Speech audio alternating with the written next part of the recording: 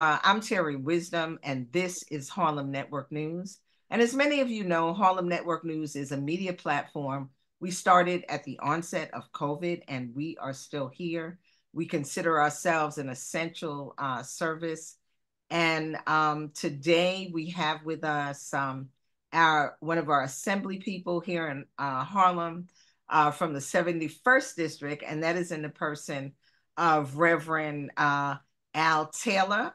And I was just thinking, Reverend Al Taylor, Assembly Person Al Taylor, that you actually were on our very, very first show, which was 4 years ago. It was Easter Sunday.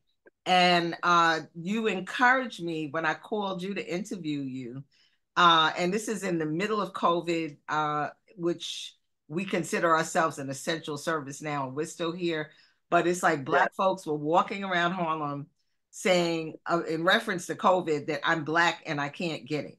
And one of the reasons that they thought that, which is why we just jumped in the deep water, Harlem Network News was something we were planning for a while, but because people were not informed, they were not seeing themselves on the media, it was real, real critical for us to just get that done. So Assembly Member Reverend Al Taylor, Assembly Member Al Taylor, you said, well, if I'm coming on, we might as well get some of the other public officials on. And I believe our Congressman Adriana Espriat came on. Our other assembly person, Inez Dickens, came on. I believe it was Gail Brewer at the time as borough president. And another one of our reverends, Reverend Rhonda Akanke McLean-Noor. And I'm not sure if Pastor Blue of the Seventh-day Adventist was on. But it was just a great and a powerful start. And we have continued from that time. But I just wanted to thank you, for that, because you're really, a part of our history. And we wanted to have you come on today just to know that it is so essential now to have our public officials in the wake of the presidential election, down ballot election.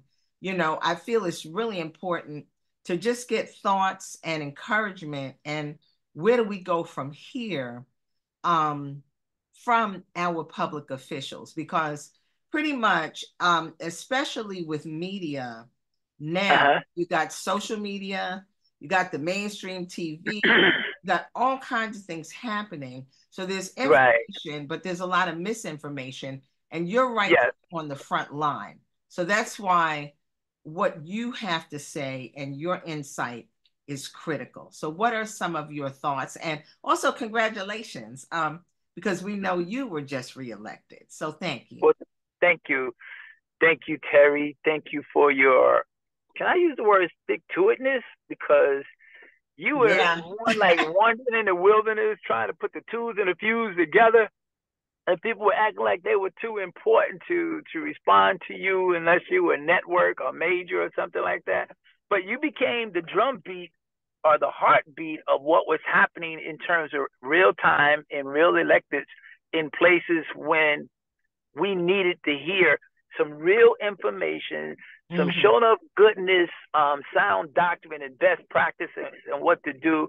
And again, I apologize. I'm driving around. If this it's okay. It was important, and I know you're very busy. So we make a way out of no way, and we're getting you the way we can. So thank you. Now listen, I thank you for what you just said, because it is exactly that. Our grandparents, our ancestors have always been able to make a way out of no way. And I'm going to use, if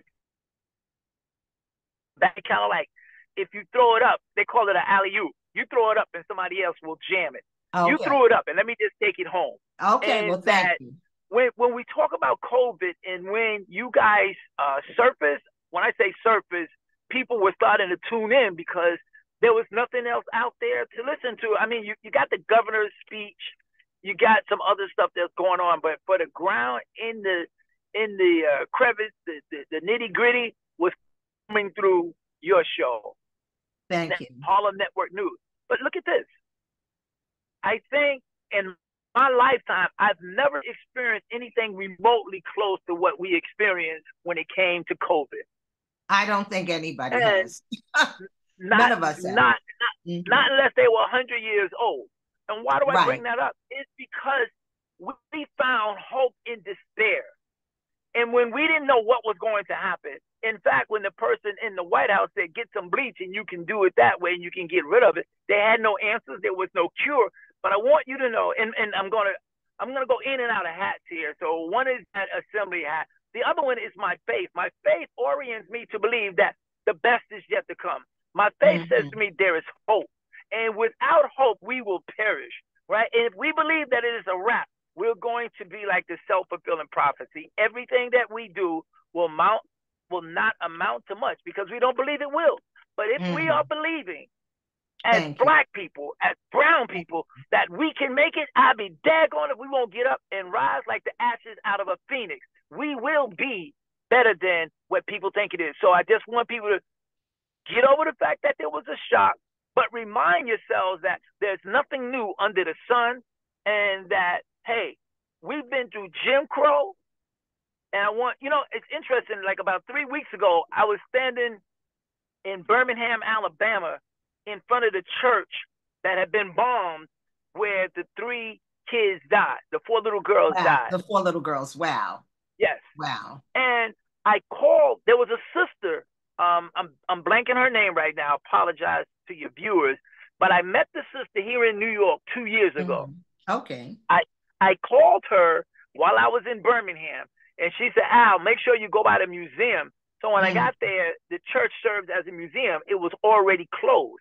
However, I just stood there and I read the things that were there. They had a statue, a lot of information, and I met one of the clergy of the church.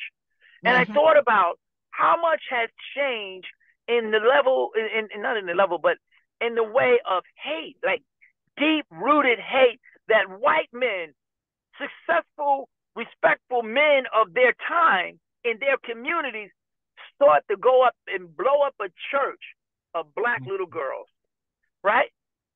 And then you think about the atrocities that we're seeing today, and I'm going to say, I believe that our incoming president has opened the door to this sewage type of mentality that has never gone away. It is not new, but America has to, Black America must wake up and know that, hey, and again, I'm going to go back and forth, but the battle is not ours.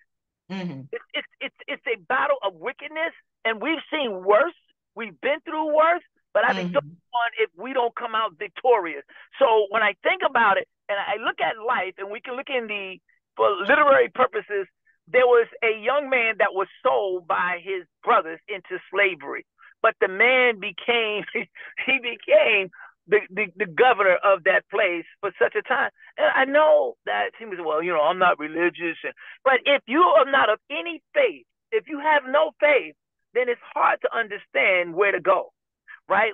Okay, thank you. Faith is, whatever your faith is, it should orient you to do something, because whether you are Islam, whether you are Hasidic, whether you're Christian, whether you are Catholic, what does your faith tell you to do? And if we're doing that which is the good that the Creator requires of us, we'll get through this together. Collectively, we can win. But we ought not to despair. We ought not to give up hope. And I was talking to a established attorney the other day, Muslim brother, that's nationally known for his ability to defend. Okay. And I was talking to him, Terri, and I said, sometimes I feel like all I have is encouraging words, and sometimes it seems like there needs to be something else. Absolutely. He said, Al, yes, something else will arise from there, but you have to have hope you need those words of encouragement in order to get to the next level. So do not ever stop being a source of encouragement. Do not stop believing that hope is, because without hope, we're all doomed. Right. Yes. You have to believe that you can do this. And the opposite of that is the self-fulfilling prophecy. I know I can't. I know I will never. And so it never happens. And so God is saying, hey, I got you. The Creator is holding us down. So when people call me with, oh my God, what are we going to do? I'm like, do what? I'll say, now Creator, show me what you're going to do, because you're still in charge. And I trust you because you're wiser, smarter, and you brought me this far. So let me see what you're going to do now. But I have to look to him to deliver those things. And in the midst of whatever is going down, my job is to serve as a legislator. My job is to be a big brother, an uncle, a cousin, a husband, a brother, and a friend, and a neighbor, and a leader, and a clergy to those that I am impacting, and do my best me that I could do in that space. And if we get together and take it there, we can survive. So my grandmother showed me, if you can feed 5, Terri, you can feed 6. And if you can sleep 4, you can sleep 5. There's always room, but we have to move beyond that. Well, not mean, and you're not going to always like anybody, and people don't always like you. But does that mean you should leave them hungry, naked, and unclothed? I was talking to some people in a room just yesterday, and they was like, well, what do you do about these people? They look suspicious. Tell me what look suspicious means. Well, you know, they look like that. So if you saw me on the subway and I started talking to myself and having a whole conversation, I would look suspicious because I'm one of those people, right? But does that mean I need handcuffs on me? No. We have to figure out how to take care of our mentally challenged and make sure we're doing it right. And every now and then somebody's a little bit more out there than the next person, but we don't give up hope on them. We don't shut down the system, and we can't incarcerate everybody that looks suspicious. We've been there before. And countless times we see in the papers where they're letting folks out who has been exonerated for something they never did. Yeah, look at council member. Yeah, look at council member Yusuf Salon and his brothers. So I don't know. I just went on a whole tangent about hope and the ability to believe that. No, we appreciate it. We can achieve. We just have to step into it. Yeah, it's very, very critical. It's a critical time, and I feel like sometimes, as they say, when this is Harlem Network News, I'm Terri Wisdom. I'm here with our assembly member Al Taylor. But one of the things that actually is happening, COVID took the scab off the wound. I believe that the election of Donald Trump to be the president, that pulled off another scab to really magnify for people what is actually going on in this country. And before we even go any further, I do want to say, and this is my words and other people have said this, our VP Kamala Harris is a winner. Okay, she ran the race, and the amount of votes that she won in that time, and also pulling the amount of people together behind her to talk, to think, and also to light a match to people for them to get involved and get engaged. That's a very powerful thing. And it's something that we haven't seen in a while. So that is truly what we want, you know. So I believe we have to look at it like that. And I also believe, just in terms of talking with people, it is definitely about faith, but it is, and you can express this better than I can, but faith without works, you know, go ahead, girl, is dead. So let me jump right there. You said something before you got to the faith, which is awesome and it's spot on. And thank you for bringing that point up. There are so many people who have been touched and impacted by this race. Like, they are woke now, and they want to stay awoke, and they want to make sure. So I'm just going to say, stay tuned, because we have been meeting, we have been talking, and I'm looking really soon, and you'll get the skinny real quick. Okay, great. There are going to be some listening tours. Okay. But the listening tours will consist of everybody that's affected here in Harlem. We'll be on one platform uniformly, and we'll be going into our schools. We'll be going into our nursing homes. We'll be going into our businesses. And it's one brand message that we matter and we can pull this together. Don't nobody lose hope. And it's going to be the first time in probably eons that Harlem has seen something that we're working on right now.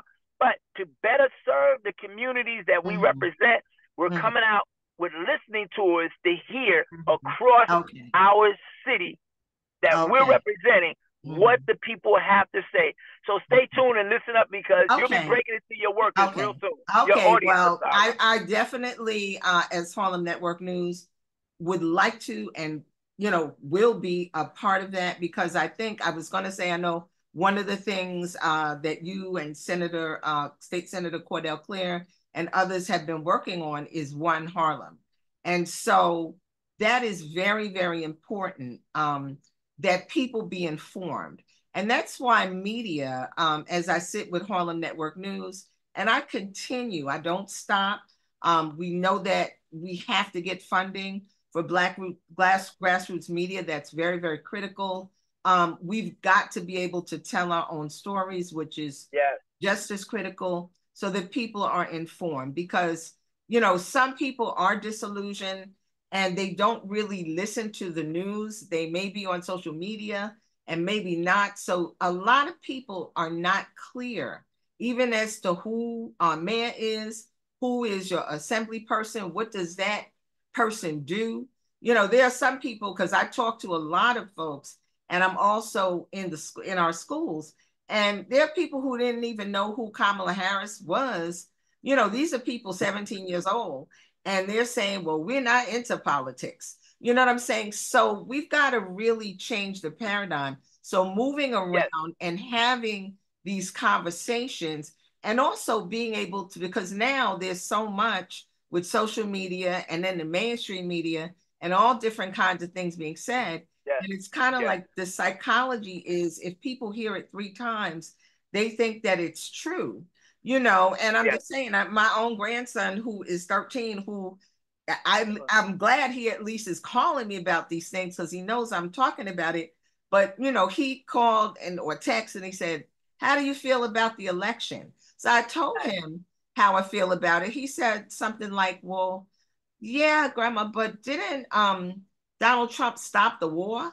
And I was like, what war are you talking about? But I'm just saying, on the drumbeat of TikTok and whatever the people are listening to. So we've got to combat that. And I just want to say one other thing about Black media, and then I'll let you say the things that you need to say. But one of the things is that people are watching different content, and they are thinking it is Black-owned media. And then based on that content, these people are getting the advertising dollars. Like Tubi is owned by Fox. BET is no longer Black-owned.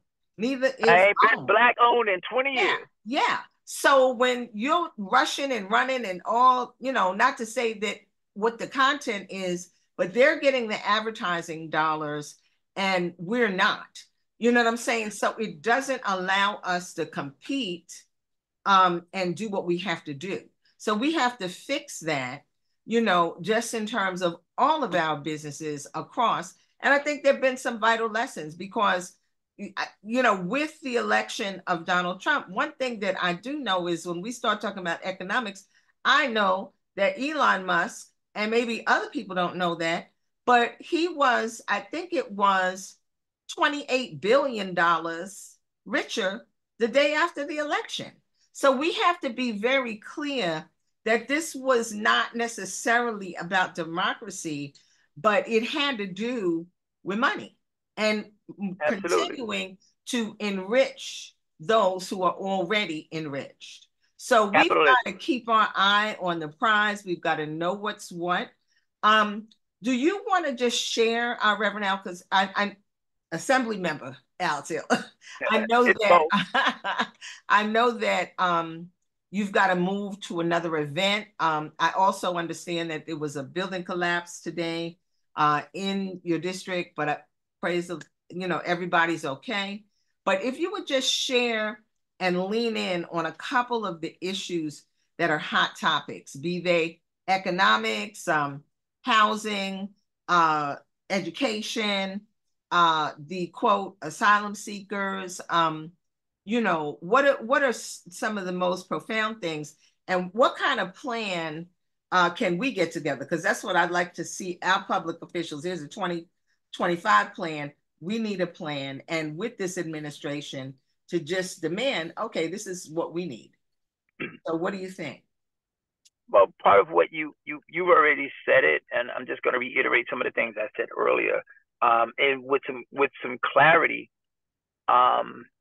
Rightly so, people are receiving bits of information here, and it becomes redundant because that's all they're seeing, and then they start to believe that's what it is, which is incorrect. When you look around, there's housing inequality, there's a lack of employment, there's a lack of opportunity to skillfully gain jobs that are available to have. There is zero realistically affordable housing, so there's a crisis. So we're fighting for housing. There is a need for more public safety, and now we can look at numbers and say things are going down, but you also realize that but I'm not in a place where I think it's gone down enough that I can take off one lock off my door. I'm still 2 locks or more. So those are real things, but and not to have the answer to world's peace, but the hearings that we're going to do, again, it's going to be focused on civic engagement. What do you know? What do you don't? What do you not know? Critical. For example, I was over at a high school in the Bronx today, and maybe like I was talking to a group of like 35 kids. It was like career day. And I chose to not talk about what I do, but how I got here and all the mistakes that I made. So whether it was being arrested, and I try not to glossy, make those things glossy, but these young people needed to know that no matter where you're at, what you experience, the best of you haven't arrived yet, and you can make it. And we're here to make sure you get it. So part of the civic engagement is going to be in our elementaries, our junior high, our high school, and to the colleges, to the seniors, to the tenants, and to the clergy.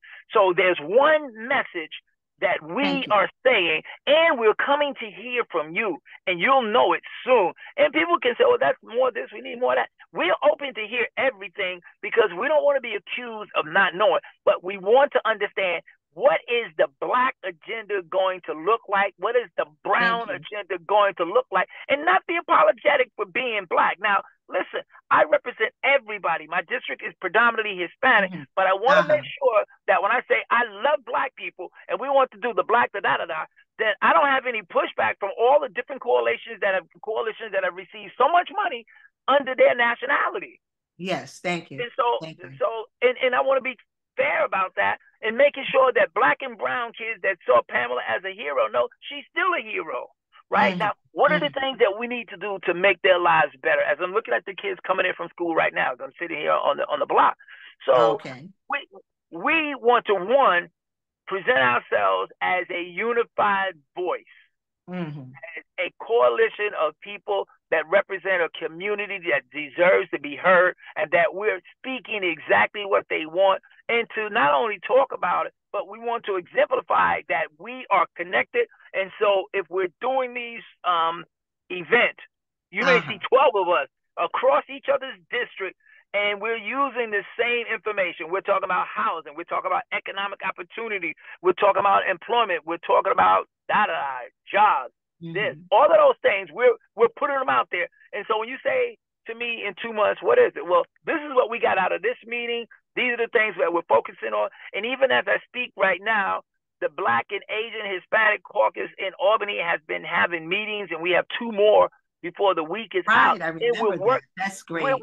We are working on a budget that we want to present that encompasses our district and the people that we represent, so that it looks and is reflective of it in the budget that's going to come out in April. Yeah, it's Thank you. It's very, very critical, because even the educated people, everybody does not understand the process.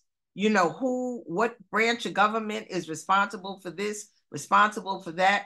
I was talking with a young woman who was actually an Adelco Award winner. And, you know, her thing was, well, I'm just so upset. Like, I'm in an apartment. They've raised the rent. My husband and I are, you know, having a hard time, you know, affording this. And, you know, I'm upset with Mayor Adams because of this, you know. So, you know, I'm just saying that when people are looking at their own situation, they're blaming this person, that person, you know, and it's like, well, okay, how does this actually happen? And I think that some people don't actually understand who's doing what branch or what, you know. And even with the elections, like one of the things which we have got to work on is people were very confused about the items on the back of the ballot. You know, people were totally confused. And I think more education needs to happen with that. And then with the judges, you know, whatever the choices are, people need to know who these judges are, what they represent, because we're seeing how important judges are. So You're there's absolutely right. You're yeah, absolutely right, Terri. I mean, I just want to chime in and say this. mm-hmm. With respect to, and I think if we stay at the idea that we're going to be pushing civic engagement, there becomes a part of responsibility on the adult as well to seek, as well as, because I'm never going to own the fact that we can't. I will always agree that we can do more, but it Right. comes to some point where you have to be a willing participant in your future and not waiting Yes. for it to fall in your lap. Yes, So, like, I absolutely. know there's election. I know people are getting mail. Like, even your primary voters are the ones that ask the question. I got this booklet, and the booklet says these are the things that are going to be in the ballot. So there are things that come out. The judges that are there, a lot of these judges are local. When I say local, I don't want to give names because I don't want to mess. Yeah, no, that's But fine. they're Yeah. right here in And I'm Harlem. sorry, I was name dropping on Mayor Adams. So, you No, know, no, it's no, that's media. Once okay. they hear that name, they're like, what? No, You know, I but just don't want to yeah, give names for the judges because they sometimes end up with a rough road. Like, if your right. experience with a judge is they remove your kids, you got a bad taste about judges. If Mm-hmm. your information is about a judge because you were sentenced by one, you got to. But let's get to know who they are before you get Right. there. It's So let's very, get our very kids in important. there. Let's have all and expose them because people can always say, and if you want to be a part of it, you got to get engaged. And I Okay. think when we start No, talking about it's very important. And I know you got to run because you have another engagement. We are very grateful for you coming on Harlem Network News. And literally, let's talk because I would love to work with you on it and studying people and walking around and talking to people as I know you are and being inside in the school, seeing a lot of different things. I'm very clear that we've got to meet people where they are. You know what I'm yes, saying? We got to meet them where they yes, are. They may not exactly where they're read, at. they may not read whatever you sent. You making an assumption, you know, that everybody can read. Yes, You know, they may not watch whatever part of TV. You got to figure out, you know, how it's to a reach them. multi thing. And then we have a lot of people in our community and in our schools, and that's a whole nother conversation, that do not speak English. And there may not be material available in their language in our district. If they speak in Bambara But now or I'm not taking whatever. a Terri, I'm not taking a slight at those people, but if they're not speaking or reading any form of English and then 90% of the time they're not the ones that are going to be the voters. Right, right. Yeah, so but And we've got I to, don't want to be disrespectful, and I'm not I hear trying to you. offend I hear anybody you. because we do Mandarin, we do Spanish, we do English, and if you get those booklets, it say that. And I don't want people to feel like just because I am of another color or ethnicity group, I'm not ignorant. I Right. am Oh, very no. intelligent. No, Oh, no, no. But no. I don't want that to be the message. I know that's Right. not what you're saying, but there Yeah. are So people that are legitimate. what I'm saying for clarity is that we've got to figure out how to get the message to as many people as possible because we all are living here together. And it's gonna take a collective Oh understanding yes, and a yes, collective yes, activity. So yes. and media has the capacity to do that. You know, we've just got to figure out. So closing words, Reverend, Assembly Member Al Taylor, some closing words, and we will reconvene. This has been helpful, the piece of information that Thank you you so shared. much. We have so long since we've gotten together. We try to put everything in 20 minutes. Bless you. Much success and continued success to what you're doing in the 2025. Together we win. Together we win. Be encouraged, be encouraged, be encouraged, be encouraged. There's something that came out in the Old Testament. It's a good literary piece. And it says, seek the peace of the city. Because there's a city, if the city prospers, so shall you. And it's communication that came from the prophet that told the Israelites that they were going to be in captivity for 70 years. And while they're there, don't be woe is me. I want you to live an exemplified life, because the Creator is still with you. But you're going to go through this, but the Creator is still with you. And I'll leave us with that. Be encouraged, be encouraged, be encouraged. Well, thank you so much for that, the time. and God bless everyone. We pray for peace in the Middle East, Gaza, the genocide stop. We pray for peace. And on that note, Harlem Network News is going to close. Please donate, Zealous, Cash App us, do whatever you can so we can keep doing what we do. We have a GoFundMe. And I was at a wonderful homegoing today at the First Corinthians. Amazing for one of our young kings, 49 years old, cancer, but just so powerful as the people spoke about him and what love he was and how he transformed and was a bridge in everybody's life. And I think that these are the kinds of things, and also to find joy where you are. So absolutely. That's what it is. Thank you. So thank you. And power to you, and we'll follow up. And I thank staff for making it happen. Thank you so much. I appreciate it. All right. Bye-bye. Thank you, Wendy. Take care. Okay. Have a blessed day. Okay. So that was our assembly person in the person of Al Taylor. And I think that we really had a powerful session, and that piece of information that he brought to us is very important, that a group of our public officials are going to be moving around in our community for civic engagement. This is critical. And, the media component is just as critical, getting out the message. So I'm Terri Wisdom, and this is Harlem Network News. So please reach out if you have stories and information. And I know many people have reached out to us. You can reach us directly at 646-261-5397, Harlem Network News at gmail.com. Please donate, please Zelle us, Cash App us. Everything is under Harlem Network News. And go to our GoFundMe. We need your support so that we can keep doing the work, so we can keep doing our Black job. So goes Harlem, so goes the world. As James Baldwin said, it takes a village. Forward ever, backward never. This is Harlem Network News, the voice and drumbeat of Harlem and the Harlems of the world. Thank you.